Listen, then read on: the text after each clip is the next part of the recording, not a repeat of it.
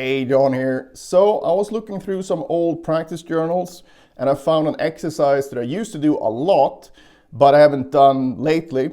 But I just started doing it again and it's so effective still. So it's kind of like when you go to the gym, if you go to the gym, you don't really master bicep curls or pull-ups or whatever. You can always get some benefit from that same exercise. So that's kind of the point of this video. So if you have some old exercises lying around that you haven't done for a while, just try them again, but do them, very carefully and maintain accuracy and relaxation and all that stuff. And I'm sure you'll see that they still will benefit you, especially when it's these kind of fundamental exercises.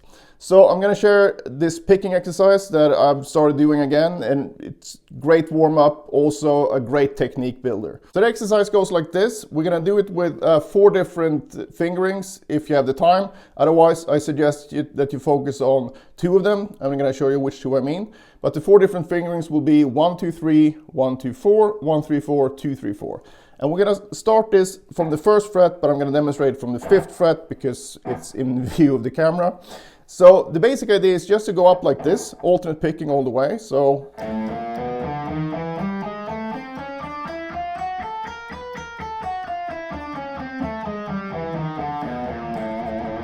what I did here, I went up 1, 2, 3 on each string. But instead of moving up here, I turn around right away instead. So I went.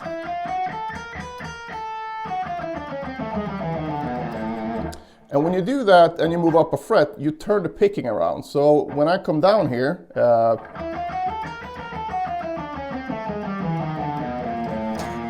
next one will start with an upstroke. And if you've seen any of my alternate picking videos before, you know that I keep harping on about the benefits and the necessity of working through any type of alternate picking exercise. I'm not talking about licks, but exercises with both starting with a downstroke and an upstroke. Because otherwise you will only get used to one thing, and that's not good because you will basically be stronger at a certain type of inside picking or outside picking, whatever the case may be. And when you try to learn things that are based on the opposite thing, you're going to have big problems. So it's better to address that in your actual technique practice. So this exercise then has that built in. And like I said, you're just strictly alternate. And we started with 1, 2, 3 here. And what I like to do is I try to focus on different subdivisions. So meaning usually 4 notes per beat or 6 notes per beat. So that's what you can focus on when you practice this. So you try to group everything into 4 notes or 6 notes. If I do 4 notes, 1, 2, 3, 4, 1, 2, 3, 4, 1, 2, 3, 4, 1, 2, 3, 4.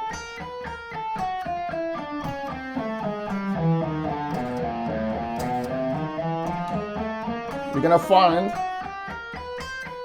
it starts shifting. So it will take a while before you're back where you started.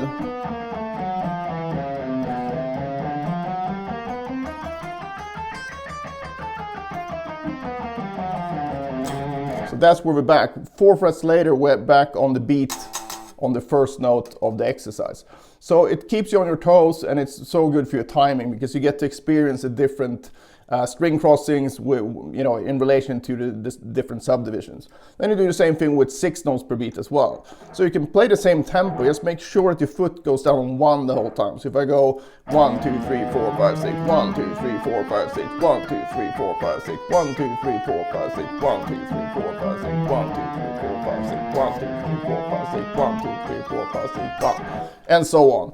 So the idea that you have something to focus on, which makes these exercises actually quite interesting to practice because it's not just a pattern, you also have to focus on another dimension musically, which is always very helpful for your overall improvement and motivation when you practice anything. So that was with 1, 2, 3, and ideally you start down here, go all the way up, even up to the last frets. I'm not going to do that today because it's kind of horrible to do. But what you want to do when you reach the top with any particular fingering is that you start on the top instead. So I'm going to demonstrate that from the 17th fret here. So basically I start with a downstroke. always with these because the picking turns around anyway. So I just go down, so let's say I think of 4 notes per beat now.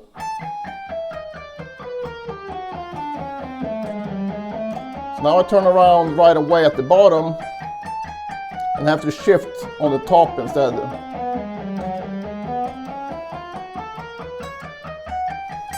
But the same thing is going to happen. The first one's going to turn on downstroke, upstroke, downstroke, upstroke, downstroke, and so on. And it definitely feels different to shift on the high string compared to the low string. So the fingerings then, I did 1, 2, 3 now, and you want to do it all the way up, all the way back. That wasn't obvious. The only difference is that you start on the lowest note and shift on the lowest string and shift on the lowest string when you go up, and you shift on the highest string when you go down. Now you want to do this with 1, 2, 4.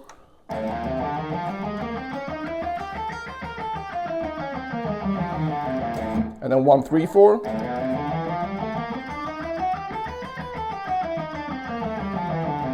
And nobody's favorite, 2, 3, 4.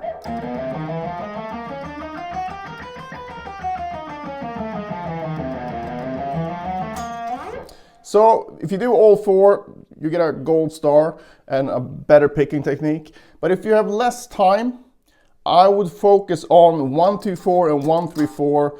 And if you have a smidge more time, maybe do 2, 3, 4 as well. And the reason why I think you should focus on the first 2 is because that's going to be the fingering for pretty much any 3 note per string scale you encounter, even though you're going to get, 2 whole steps even with 1, 2, 4 or 1, 3, 4. It's basically the same feel for your brain. So if you view it from a violin fingerboard perspective, for example, it's not much difference going like this or going like that. So in terms of the technique of synchronizing things for your brain, because it's still going to be using 1, 2, 4, and if you can coordinate that, doesn't really matter. If it works, it works.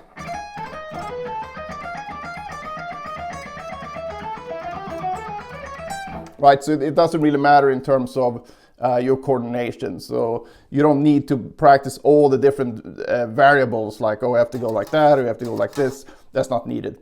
It's more comfortable and you don't need to stretch your hand a lot, and it's better for your tendons as well. And that's actually a Michelangelo Badio thing. He said that even though he might be playing really stretchy stuff when he performs, he never practiced that all over the fretboard. He would just work on the overall synchronization for it, and then, play it a few times in a solo is way different than sitting there repeating things 100 times just to get it down. So, and he said he's never had trouble with his hands, and neither have I so far, touch wood.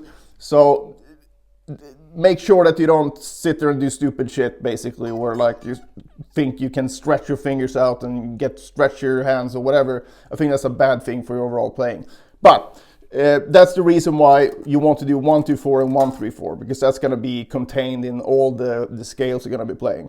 And why 2, 3, 4 is important is because it's going to balance the hand, like I talked about before. And why 1, 2, 3 might not be as important is that very reason that most people are more comfortable with 1, 2, 3 than any other finger combination.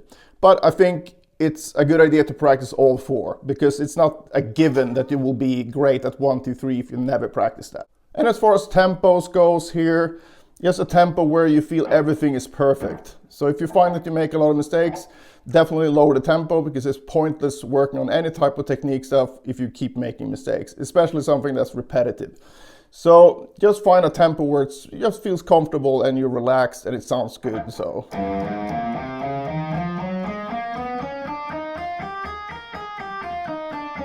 Because even at that tempo, I can still go like this. 1, 2, 3, 4, 5, 6. 1, 2, 3, 4, 5, 6. 1, 2, 3, 4, 5, 6. 1, 2, 3, 4, 5, 6. 1, 2, 3, 4, 5, 6. 1.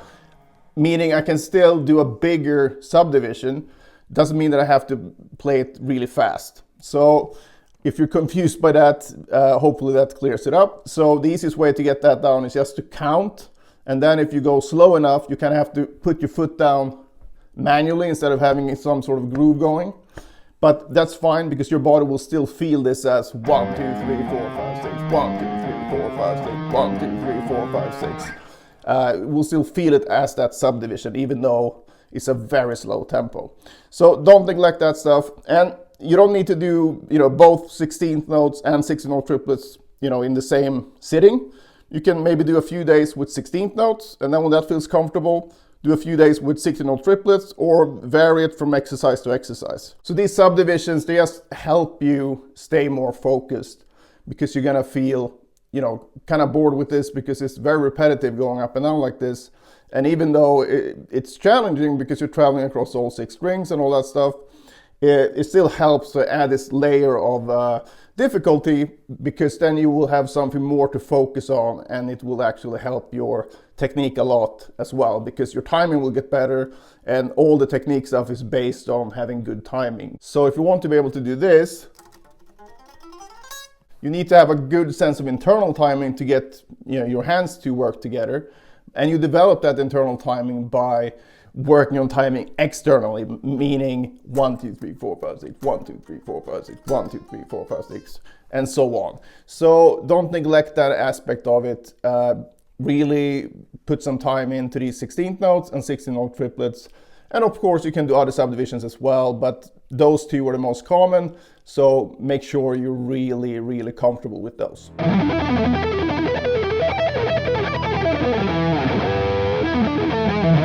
Back in the day, I used to have real issues with fast alternate picking when it came to 2 notes per string. I was fine with 3 notes per string, but the 2 notes per string thing was a bit harder to crack. So if you struggle with fast alternate picking as well, and you don't know what to practice or for how long, I've created the perfect solution for you in the form of the Pentatonic Picking Power Book. So in this book, you'll find a daily workout that will not only help your pentatonic picking, but will also upgrade your overall alternate picking technique. So it contains basically the same exercises I use myself to develop my picking abilities, as well as numerous students over the years that I've given the same exercise to with great results. So I know these exercises work as long as you put in the work. So it's not a quick solution or quick fix. It will still take a lot of work, but at least you have a very easy to follow routine. So if you're up for a big alternate picking upgrade in 2024, I cannot think of a better start. It's $9 and I think it's very underpriced, but I did it that way just so as many people as possible could be helped by this. So check that out.